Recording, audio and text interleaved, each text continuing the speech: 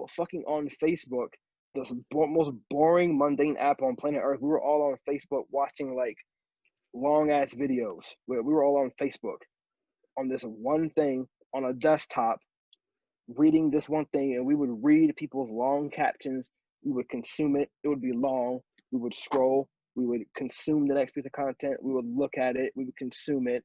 We would scroll. We would look at the next thing. We would look at it each individually. Each one had a different story. Now, this is us all day long. We're doing this. Oh shit, my fucking camera's moving. We're doing this on our phones. This is how we're consuming stuff. It's fast. It's like we're going through it fast as fuck.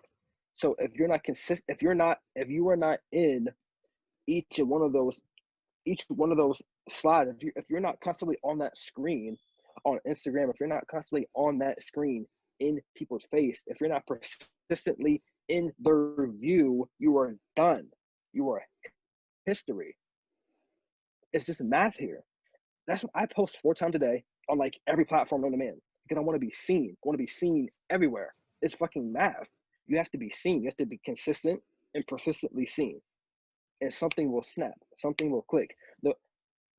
How do we get on this interview?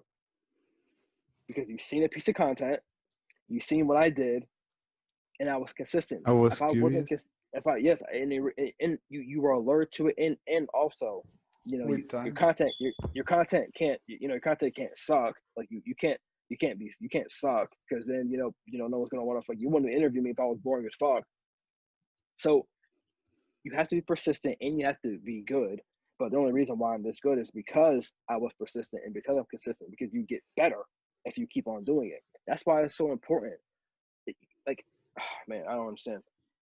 You have to be consistent and you have to be persistent. Like those 2 things are like, that is like the laws of physics. Like it's like fucking gravity. It's like you have no choice. If you jump up in the air, you're gonna come back down. It's like laws of physics, dude. You have to be consistent or you have no shot. Because people are fucking going through stuff like this, and we're bored, and we watch stuff for 10 seconds. And if your thing is not compelling, if your thing is not grabbing someone's attention within those first 2.6 seconds, if you're not constantly on that screen, if you're not constantly and persistently and consistently in these people's faces, you don't exist. You don't exist.